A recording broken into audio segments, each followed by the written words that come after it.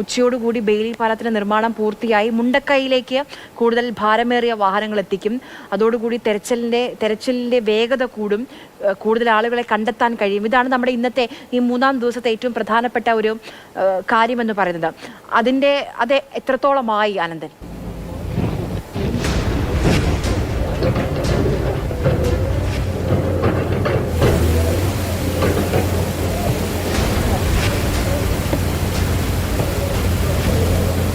ആര്യ, ചൂരൽമലയിൽ നിന്ന് കൂടുതൽ JCBകൾ രാവിലെ എത്തിച്ചിട്ടുണ്ട്.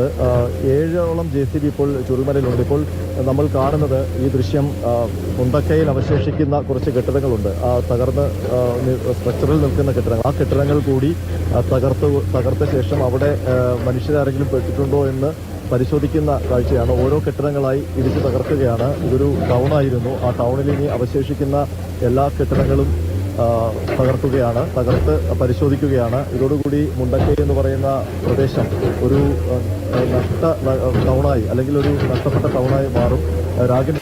അനന്തകൃഷ്ണനാണ് വിവരങ്ങൾ നൽകിക്കൊണ്ടിരുന്നത്. ഇവിടെ നിന്ന് ഇന്നിപ്പോൾ അനന്തൻ നിൽക്കുന്ന ഈ ഭാഗത്ത് നിന്ന് ഇന്ന് ഒരു മൃതദേഹം കണ്ടെത്തിയിട്ടുണ്ട് എന്നാണ് നമുക്കറിയാൻ കഴിയുന്നത്. ഇന്ന് അല്പസമയത്തിനകം തന്നെ മുഖ്യമന്ത്രി ചൂരൽമലയിലേക്ക് എത്തും. ആദ്യം ദുരിതാശ്വാസ ക്യാമ്പുകളിലേക്കായിരിക്കും പോവുക മുഖ്യമന്ത്രി എന്നാണ് അറിയാൻ കഴിയുന്നത്. അത് കഴിഞ്ഞ് ആശുപത്രിയിലേക്കും പോകും. 4 മന്ത്രിമാർ വയനാട്ടിൽ തുടരാനുള്ള തീരുമാനമായിട്ടുണ്ട്. അനന്തൻ പറഞ്ഞോളൂ.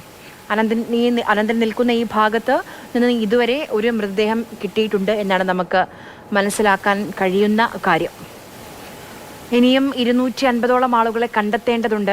അവർക്കായുള്ള തെരച്ചിലാണ് ഇപ്പോൾ ഈ മുണ്ടക്കൈയിലും ചൂരൽമലയിലും അതോടൊപ്പം തന്നെ പുഞ്ചിരിമട്ടത്തും ഒക്കെ നടന്നുകൊണ്ടിരിക്കുന്നത്. പക്ഷേ ഈ ദുഷ്കരമാണ്, പാറക്കഷ്ണങ്ങളാണ്, അതിലടിയിൽ മണ്ണ് മാറ്റി കോൺക്രീറ്റ് കെട്ടിടങ്ങൾ പൊളിച്ചു വേണം ഈ തെരച്ചിൽ, ഈ ആളുകളെ തെരയാൻ. അത് അത്ര എളുപ്പമുള്ളൊരു കാര്യമല്ല. ഹിറ്റാച്ചിയും JCBയും എക്സ്കവേറ്ററും പോലെയുള്ള സംവിധാനങ്ങൾ അവിടേക്ക് എത്തിച്ച് അതിനുള്ള ശ്രമങ്ങൾ നടന്നുകൊണ്ടിരിക്കുന്നത് നമുക്ക് കാണാം. വലിയ പ്രയാസമാണ്. കാരണം നോക്കൂ, ഇപ്പോൾ ഈ കാണുന്ന ദൃശ്യങ്ങൾ അത് ചൂരൽമലയുടെ ഒരു ഭാഗത്തു നിന്നുള്ള ദൃശ്യങ്ങളാണ്. മുഴുവൻ ചളിയാണ്, മുഴുവൻ ഉറഞ്ഞു കിടക്കുന്ന മണ്ണാണ്. ഇതിനടിയിൽ കൂടെ എങ്ങനെ ആളുകൾ കിടക്കുന്നുണ്ടോ അതിനടിയിലൊക്കെ വീടുകളുണ്ട്. ആ വീടിന്റെ മേൽക്കൂരയൊക്കെ പൊളിച്ച് ഇടിച്ച് വേണം കണ്ടെത്താൻ. അത് വളരെ ദുഷ്കരമായൊരു ശ്രമകരമായൊരു ദൗത്യമാണ്.